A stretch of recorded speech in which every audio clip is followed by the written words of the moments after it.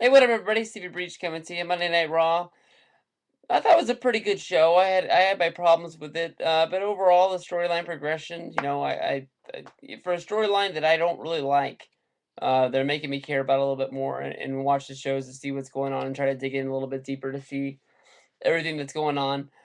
Started off the show, Triple H. I thought he killed it on the mic. I thought he sold it to everybody that he's the face out of this whole storyline, and set up his firing later. Just saying that he was doing it for all the fans out there, and that he was stripped down to his tidy whities and wrestled a broomstick. Had me marking out and had me laughing.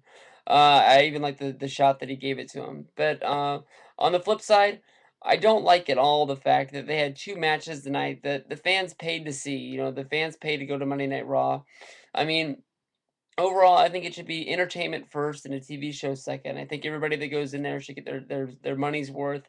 Yeah, I know they get superstars tapings, and they probably got some sort of a dark match after it, but I'm just saying that 2 matches tonight started and had no finish at all. Basically, you had the first match tonight. You had Triple H was special guest referee for Cena versus Sheamus.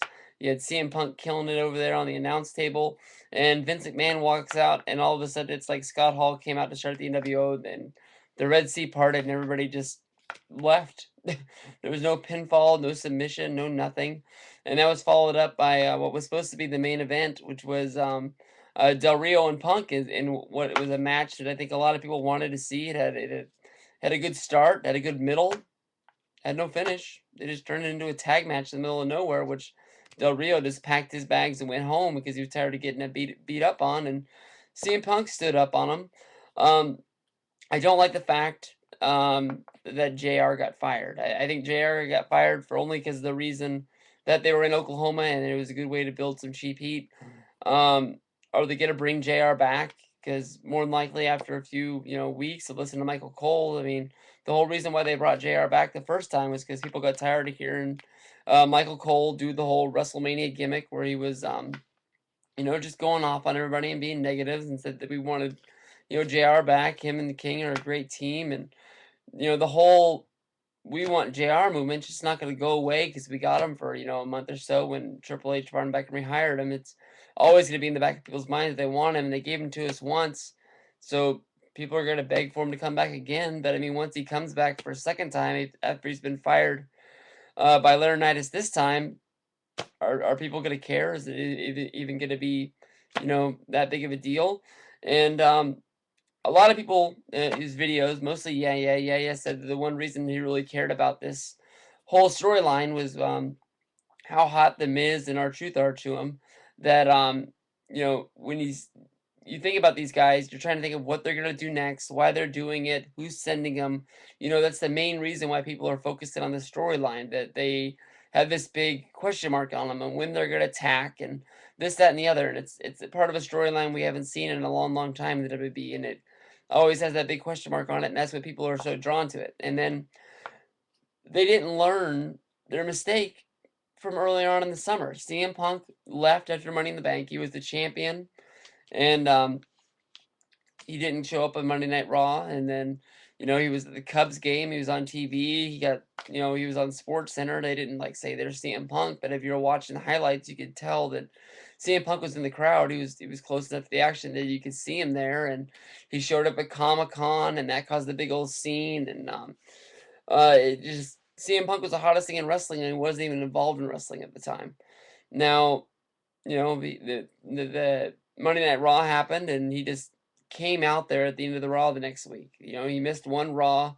And they stripped him of a title, but even though he still had a title, and he just walked on out there, and everybody got pissed. And basically, the one thing that's going on out there that everybody cares about, Miz and R-Truth, Laurinaitis just lets them walk down the ramp and says they're rehired, and they're good with me. Dumb. Same mistake they made earlier on in the summer, and they're making it again. Overall, I think CM Punk got a good push. He had a good match at SummerSlam.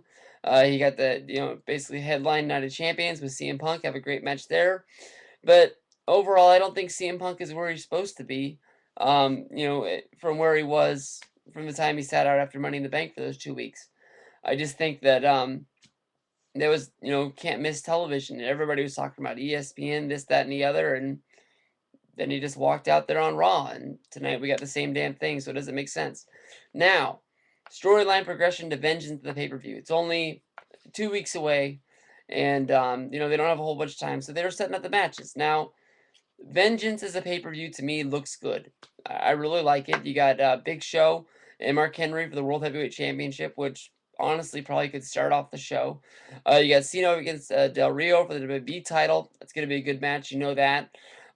Cody Rhodes had an awesome segment with Randy Orton, pretty much putting him down.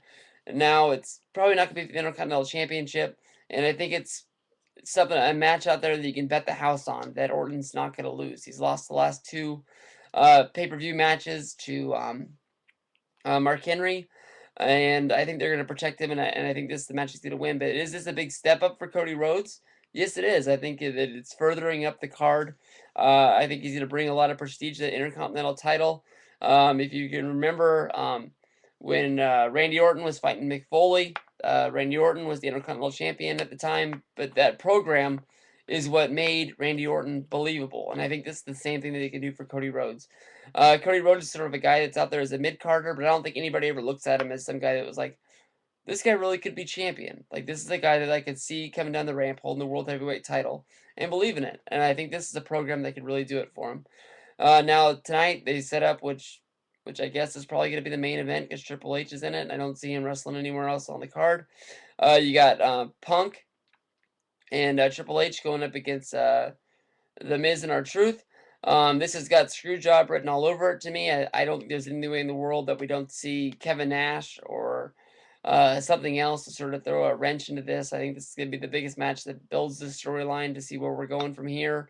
And we're just going to have to see. More than likely, because the walkouts guys that led it all, they are, they need something to do. So I'm guessing Ziggler and Swagger are going to go up against Air Boom for the tag titles. And to me, I think you're going to throw in another Chicks match. More than likely, it's going to be Kelly against Beth Phoenix, or maybe it'll be Eve, something around there. It was Eve who got the pinfall tonight. I don't know if they're going to switch the directions on which girls going for the title, but we'll probably get that thrown in there, and I think that's a good pay-per-view.